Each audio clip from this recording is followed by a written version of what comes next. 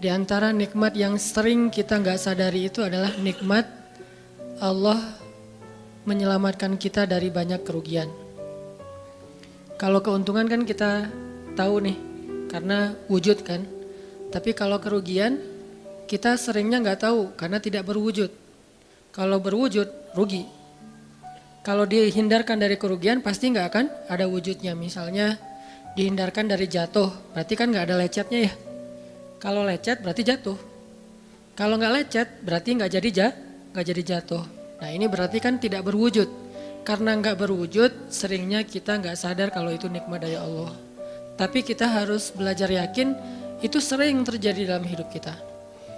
Baik itu lecet fisik ataupun lecet hati. Berat. Karena kalau udah kerasa di hati kita kan berarti ada masalah nih. Kadang-kadang Allah menyelamatkan kita dari kekecewaan, dari marah, dari sakit hatinya. Itu kan tidak ada wujudnya karena kita diselamatkan. Tapi yakin bahwa sesungguhnya itu juga nikmat dari Allah. Makanya harus tetap bersyukur walaupun kita kadang gak bisa menghitung nikmat Allah. Karena emang gak mungkin menghitung nikmat Allah. Wa in ta'uddu ni'matallah. Gak mungkin kita bisa menghitung nikmat Allah. Gampangnya misalnya coba aja, ada nggak kita yang bisa ngitung jumlah tetes air hujan ketika turun hujan? Itu baru satu nikmat ya, hujan doang nih. Bisa nggak ngitung berapa tetes air hujan yang jatuh ketika kita lagi musim hujan? Atau sekali hujan aja nih, setengah jam berapa tetes? Nggak ada yang bisa ngitung. Itu aja nggak sanggup, apalagi nikmat-nikmat yang lebih besar. Nah jadi tetap walaupun kita nggak sadar nikmat Allah apa, tapi kita pakainya bukan cuma dengan logika. Hidup saya kayaknya gini-gini aja logikanya nih. Tapi kalau kita beriman sebetulnya nggak gini-gini aja. Hidup kita tuh harusnya lebih parah dari ini nih. Hidup kita tuh harusnya banyak masalah. Cuman sebagian besar masalah udah Allah hindarkan. Udah Allah selamatkan kita dari masalah-masalah itu. Cuman dikasih sebagian kecil sebagai pengingat buat kita. Kadang-kadang kalau nggak dikasih masalah sama sekali kita suka jauh dari Allah. Karena Allah kangen. Di antara hadis kangennya Allah kepada kita tuh, Allah kalau kangen kepada hambanya dikasih ujian. Hamba yang kayak gimana? Hamba yang kalau nggak dikasih ujian nggak deket sama Allah. Sehingga kalau Allah kangen sama kita, yang nggak deket sama Allah nih suka lupa sama Allah, Allah kasih kita ujian. Tapi ujian yang dikasih juga ujian yang insya Allah masih ketahan sama kita. Karena Allah gak mau ngasih kita ujian yang mencelakai kita. Kalau itu terjadi namanya bukan ujian, tapi namanya azab. Dan insya Allah orang beriman gak dapat itu. Yang dapat kayak gitu tuh kelasnya udah kelas Firaun, Haman, Korun, Namrud ya. Abu Jahal, Abu Lahab itu kayak gitu tuh. Tapi kalau kelas orang muslim yang udah beriman cuman gak soleh-soleh amat, insya Allah yang dikasih bukan azab, yang dikasih adalah ujian. Kenapa? Allah kangen dengerin curhat kita di sepertiga malam. Allah kangen ngeliatin kita menangis dan manja kepada Allah. Allah kangen kita bangun tengah malam atau sepertiga malam berdoa kepada Allah. Allah kangen kita berdiri dan sujud dengan waktu yang lama. Kadang-kadang sujudnya setengah jam, saking lagi berserah diri kepada Allah. Allah kangen, makanya dikasih ujian dikit. Tapi ujian yang dikasih ke kita tuh sedikit dibandingkan yang Allah hindarkan dari kita. Tapi mana buktinya dihindarkan? Kalau ada buktinya namanya gak dihindarkan. Kalau sudah wujud namanya kena. Kalau gak kena pasti gak ada wujudnya. Terus gimana kita tahu? Kita mungkin gak tahu, tapi kita bisa meyakininya, iman. Makanya yang dipakai bukan hanya logika, tapi juga iman. Karena Allah Subhanahu wa taala menyelamatkan kita siang dan malam. Kulla yaumin huwa fi sya'n. Itu ayatnya. Kulla yaumin huwa fi sya'n. Setiap hari Allah sibuk menyelamatkan kita. Salah satu tafsir dari kalimat fi sya'nin adalah Allah sibuk menyelamatkan kita. Setiap hari kulla yaum. Sibuk menyelamatkan fulan-fulan, sebanyak jumlah manusia, sebanyak itulah yang Allah selamatkan. Bukan cuma mukmin, bahkan orang kafir juga kadang Allah selamatkan. Cuman di dunia, kalau di akhirat beda lagi ceritanya. Kalau di dunia, rahmat Allah semuanya dikasih. Baik kepada mukmin ataupun kepada yang tidak mukmin. Dikasih rahmat Allah di dunia, tapi di akhirat hanya berlaku bagi orang-orang yang beriman. Kenapa orang yang tidak beriman kok dikasih rahmat Allah di dunia? Karena di sisi Allah dunia itu kecil, gak terlalu berharga, makanya dikasih semuanya. Akhirat itu berharga, makanya dikasih buat yang Allah sayangi, yang Allah pilih doang, yaitu orang yang beriman. Jadi jangan sampai kita berpikir Allah tuh kayaknya gak fair, kok orang gak beriman dikasih rahmat di dunia? Karena dunia itu gak terlalu berharga di sisi Allah. Seandainya dunia itu ada harganya walaupun sebelah sayap nyamuk, gitu kan hadisnya, gak akan Allah kasih itu dunia kecuali kepada orang beriman. Tapi berhubung lebih ringan daripada sebelah sayap nyamuk, dikasih kepada semuanya. Ibaratnya kalau kita ngasih kayak ngasih lagi jalan gitu ya, naik angkot misalnya, naik angkot terus sama istri nih naik angkot berdua. Terus pas turun angkot, harga angkotnya tuh misalnya 3.000, udahlah kasih aja 5.000. Karena 2.000 yang kita kasih, nggak mungkin istri kita komplain. Kemarin aku minta nggak dikasih, nggak akan mungkin kan? Kenapa? Cuma 2.000. Tapi coba ngasih 100.000. Beda tuh. Karena dia sesuatu yang ringan, maka tidak perlu komplain. 2.000 doang, saya juga dikasih lebih dari itu. Harusnya kita sadar bahwa dunia itu 2.000-an. Dunia itu cuma 2.000-an. Nggak terlalu berharga lah. Walaupun tetap butuh, nggak berharga juga butuh. Sehingga ketika ada orang yang tidak beriman dikasih 2.000-an kayak gini, kita yang beriman jangan sirik. Mending saya nggak beriman kalau kayak gitu. Ternyata nggak beriman juga dapat tuh banyak. Nggak banyak, cuma 2.000-an. Dan kita mah dikasih lebih banyak dari itu. Cuman yang dilihat 2.000-nya, bukan yang ratusan ribunya. Ini artinya teman-teman, yuk kita tetap belajar bersyukur kepada Allah. Walaupun kita nggak sadar nikmat Allah itu apa. Kita nggak bisa ngitung dengan logika kita. La tuhsuha, nggak mungkin bisa dihitung dengan logika. Tapi kita masih punya logika iman. Yang kita yakin, kulla yaumin huwa fi sya'n. Setiap hari itu Allah ngasih nikmat buat kita. Setiap hari itu Allah menyelamatkan kita dari banyak masalah. Setiap hari. Bukan pernah tuh dulu gua nyelamatin lo, enggak. Setiap hari diselamatin. Kita ada orang yang kadang-kadang nyelamatin kita dari satu musibah, itu kan berjasa dan kita kayak ngingat seumur hidup kan ya. Dianggap kayak orang yang paling berjasa dalam hidup kita. Dulu hampir putus gara-gara dia nggak jadi putus gitu. Nyambung lagi dalam bentuk yang halal misalkan ya. Berarti kan dia paling berjasa nih. Kalau nggak gara-gara dia nih udah putus tuh. Kalau nggak gara-gara dia udah cerai nih. Alhamdulillah gara-gara si fulan, gara-gara ustadz itu, gara-gara teman saya, gara-gara orang tua. Kita yang tadinya hampir bercerai, gak jadi bercerai kan dia berarti berjasa banget dalam hidup kita. Menyelamatkan rumah tangga. Allah menyelamatkan kita dari yang kayak gitu-gituan tuh kulla yaum, setiap hari. Kalau yang belum menikah, setiap hari Allah menyelamatkan kita dari zina. Apalagi kita hidup di zaman fitnah. Apalagi kita hidup di kota besar kayak di Bandung. Yang fitnahnya mungkin lebih besar daripada di desa. Dengan mudah kita bisa terjerumus ke dalam dunia-dunia yang kayak gituan. Mudah banget. Tapi setiap hari diselamatin. Besok diselamatin lagi, lusa diselamatin. Walaupun seringkali Allah pengen nyelamatin kita, kitanya aja yang kekeh gak mau diselamatin. Udah jatuh, Allah selamatkan dari apa? Dari makin terpuruk. Kadang-kadang kan jatuh ketiban tangga nih. Jatuh doang gak ketiban tangga. Allah selamatkan. Kalau gak diselamatkan 100%, minimal diselamatkan sebagiannya. Supaya kita gak benar-benar hancur. Itu sering. Yang pernah merasakan masa-masa kelam di masa lalunya, harusnya kan ketika kita dulu kayak gitu kita mungkin udah mati kali ya.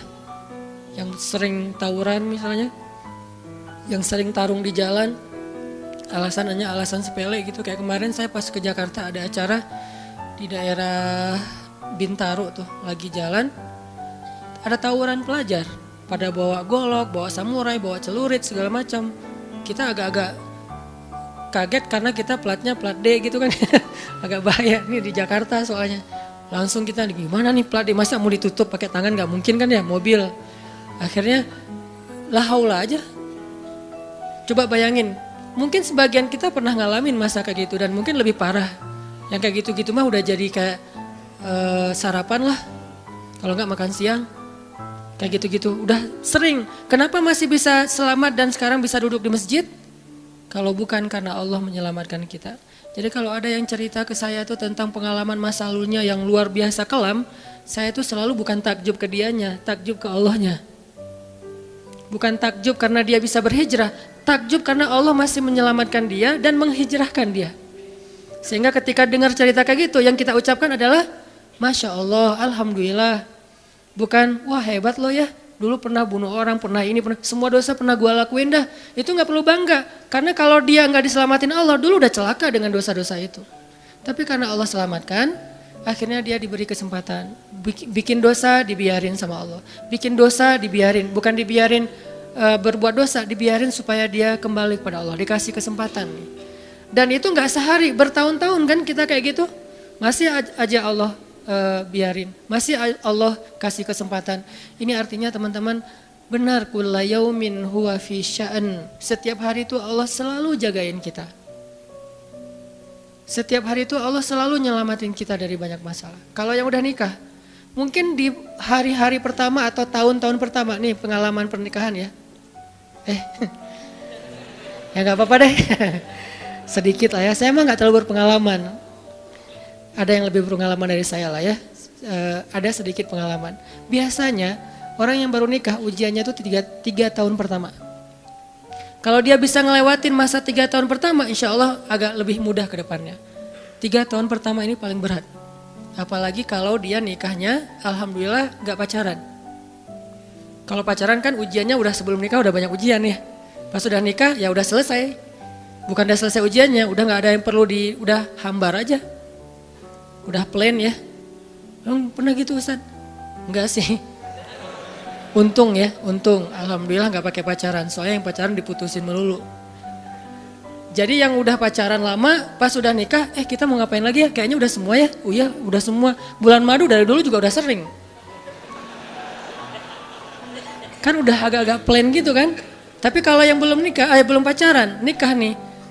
Jadi kayak benar-benar baru pacaran, cuman ada konsekuensi lain yang mungkin ini jadi kayak semacam ujian lah biar sabar. Masa-masa adaptasi, masa-masa saling mulai mengerti, oh ternyata kamu tuh kayak gini dan segala macam. Apalagi kalau baru nikah langsung LDRan kan berat banget tuh. Nikah LDRan, pacaran LDRan aja berat. Bener gak sih? Nggak ngaku Pacaran LDRan aja berat, apalagi nikah LDRan. Kenapa? Pacaran itu kan masih banyak pantangan. Nikah kan udah masih banyak ibadahnya. Tapi nggak boleh ibadah, coba gimana? Nggak sengsara tuh, merana kan? Harusnya boleh tapi nggak boleh. Yang tadinya nggak boleh aja sengsara, apalagi udah boleh. Nah ini artinya setiap hari dalam tahun-tahun pertama pernikahan kita bisa aja mengatakan, udah deh, saya talak kamu. Apalagi laki-laki. Kalau nggak sabar dikit keluar kata-kata talak. Kalau udah keluar nggak bisa ditarik lagi tuh. Karena kalimat itu walaupun guyon tetap kena kan. Guyon aja kena apalagi serius. Enggak usah, saya waktu itu lagi dikuasai amarah. Emang ada yang cerai dalam keadaan nyaman? Kita talak yuk gitu. Nggak ada kan. Yang namanya cerai pasti marah tuh. Jadi nggak ada istilah gara-gara marah terus talaknya nggak berlaku, nggak. Maksud marah yang nggak berlaku talak itu kalau sampai hilang akal. Tapi rata-rata kita masih berakal sih walaupun marah juga. Karena ada orang yang marah tuh kemudian dia jadi kayak orang yang gila gitu gara-gara marahnya itu hilang akal. Tapi kalau masih berakal, masih mukallaf, masih bisa berpikir, ya namanya cerai nggak ada yang nggak marah. Yang namanya cerai pasti marah. Aku talak kamu. Gak ada, udah talak manggilnya say. Udah gitu pakai emoticon yang love gitu. Tapi talak kan agak-agak klise ya. Gak ada, pasti emoticonnya tuh berderai-derai atau hatinya terbelah kan gitu kan ya. Lagi rame soalnya tuh yang kayak gitu-gitu. Ini artinya bahwa yang namanya talak gak ada nyamannya. Pasti lagi marah dan tetap berlaku teman-teman.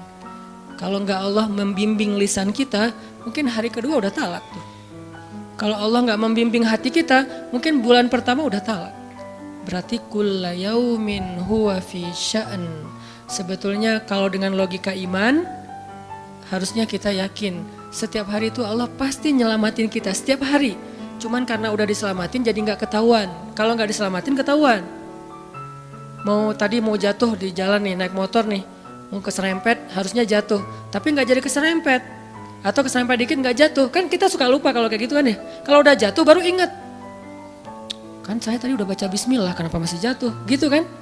Tapi kalau nggak jatuh, kita lupa bahwa ternyata perjalanan kita itu dilindungi oleh Allah sehingga kalau udah sampai bilang alhamdulillah. Jadi banyak yang kita nggak bisa ngitung karena memang tidak terjadi. Kenapa nggak terjadi? Allah yang menyelamatkan kita. Kulla yaumin huwa fi sya'an. Sehingga tetap walaupun mungkin kita nggak ngerasain, bilang aja alhamdulillah, alhamdulillah setiap hari aja gitu.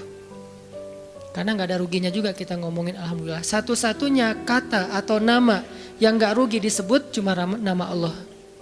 Dan satu-satunya nama yang rugi kalau disebut nama mantan. Itu nggak enak banget nyebutnya. Kadang-kadang lagi ngobrol sama temen atau lagi kenalan di dalam kampus nih ya. Atau kelas anak baru ceritanya. Kan kenalan nih. Dipanggil nama sama guru satu-satu. Pas ada satu nama misalnya namanya siapa gitu kan ya. Kita sendiri yang pas nama itu disebut langsung meriang. Lah kamu kenapa? Itu nama mantan saya bu. Kan suka gitu ya. Sampai ada nama jalan bisa buat dia kegeeran sendiri. Saya pernah di Masjidil Haram ada salah satu nama gate. Nama gate tuh, bukan gate Masjidil Haram ya. Kalau gate Masjidil Haram semuanya nama cowok. Kan gak mungkin saya punya mantan cowok kan. Salah satu gate di hotel lah. Itu namanya tuh nama, pokoknya gak usah disebut, ketahuan ntar. Di stalking lagi ya. Ada salah satu gate di hotel besar kayak Zam-Zam Tower gitu. Gate-nya tuh namanya nama seseorang. Pas ngeliat tuh, hah, gitu doang. Coba bayangin, nama aja bisa bikin kita calangap. Nama, coba. Jadi satu-satunya nama yang kalau disebut itu bikin kita nggak nyaman, itu nama muatan. Dan satu-satunya nama yang kalau disebut bikin kita dapat kebaikan, cuma nama Allah Subhanahu Wa Taala. Setelah itu baru nama Muhammad SAW. Makanya nggak ada ruginya lah bilang Bismillah, Innalillah, Astagfirullah, Masya Allah, Subhanallah dan segala macam yang ada kata Allahnya. Sehingga Nabi bilang segala sesuatu yang di dalamnya ada nama Allah maka diberkahi. Dan segala sesuatu yang di dalamnya tidak ada nama Allah maka tercabutlah kebaikannya. Jadi nggak ada rugi. Sehingga sampai nama orang aja yang paling baik itu adalah Abdullah sama Abdurrahman. Walaupun manggilnya Dul, El. Tapi tetap namanya bagus nih. Abdullah, Abdurrahman. Kepanjangan prolognya. Tapi ada hubungannya. Allah itu kalau kangen sama kita, Allah kasih kita ujian. Makanya jangan bikin Allah ngasih kita ujian kalau kangen, tapi ngasih kita nikmat. Kenapa Allah kasih kita nikmat? Soalnya kita udah biasa, nggak perlu diuji juga, udah tetap setiap malam tuh curhat sama Allah. Bukan pas lagi banyak masalah doang baru curhat. Kalau pas banyak masalah doang baru curhat, berarti pas kita lagi normal, kita lama tuh nggak ketemu Allah, nggak pernah miss call Allah, nggak pernah japri Allah, nggak pernah curhat ke Allah, nggak pernah DM. Kan Allah kangen nih. Kemana ya dia, kok gak pernah DM saya, kok gak pernah miss call saya, kok gak pernah japri ke saya, padahal online-nya sering loh. Tapi kok gak pernah ke saya, nih online-nya masih apa nih, kan Allah suka gitu sama hambanya, walaupun dengan analogi sosmed ya. Tapi Allah tuh perhatian banget sama kita, Allah nungguin kita datang. Setelah sekian lama kita cuek sama Allah, tiba-tiba kita baru niat mau datang. Duh, udah lama juga ya saya belum japri ke Allah, baru gitu doang, belum diketik nih, belum typing. Baru niat doang nih, Allah udah bahagia coba. Allah kok baik banget nih sama kita ya. Seolah-olah Allah butuh kita, padahal gak sama sekali loh. Ghaniyun anil alamin. Allah tuh gak butuh kepada siapapun di antara hambanya, gak butuh sama sekali. Tapi kayak seolah-olah Allah tuh yang butuh banget sama kita. Saking baiknya Allah. Allah itu raufun, rahimun, karimun, jawadun, apalagi latifun. Nah latifun Allah tuh. Sangat pengen dekat sama hambanya, itu Allah. Udah lama pergi nih, sibuk dengan semua orang dijapri, semua orang dia chat, sampai tengah malam chat sama orang lain. Tapi Allah gak pernah dijapri, Allah tungguin. Kalau manusia mungkin kita bisa nyebutnya kayak kesepian gitu, tapi Allah kan gak mungkin kesepian, tetap aja Allah nungguin seperti orang yang kesepian, saking kangennya sama kita coba. Begitu kita ada masalah datang ke Allah, Allah gak bilang, Giliran sekarang aja lo datang, enggak kayak gitu Allah. Langsung Allah dekap, langsung Allah, ada apa hambaku? Hal min haja, apakah kamu butuh sesuatu? Hal min taib, apakah kamu mau diterima taubatnya? Hal min mustaghfir, apakah kamu mohon minta ampun? Allah tanya kepada kita setiap malam, dicuekin lagi. Datang Allah ke langit dunia. Harusnya kan Allah suruh aja malaikat kasih tahu ke dia supaya berdoa. Enggak, Allah yang langsung turun. Ibaratnya Allah yang ngejapri kita, enggak dirit juga. Setiap malam japri, setiap malam enggak dirit. Padahal online-nya, lasinnya tuh per setiap jam bahkan setiap menit dia online terus. Tapi yang Allahnya enggak dirit, ketimpa lagi tuh. Marahkah Allah? Enggak. Kalau Allah marah, pasti kita udah celaka dari dulu juga. Karena kalau Allah udah marah, maka perhatikanlah kaum-kaum sebelum kalian, kata Allah. Perhatikanlah kaum-kaum sebelum kalian, Ad, Samud, atau tokoh-tokoh sebelum kalian, Firaun, Haman, Namrud, dan seterusnya. Perhatikan kalau Allah udah marah nih. Berarti Allah belum marah sama kita. Tapi jangan sampai batasan waktu yang Allah buat itu kita lewatin, itu bahaya. Karena kalau Allah sudah menentukan waktunya, gak bisa ditolak lagi sama kita.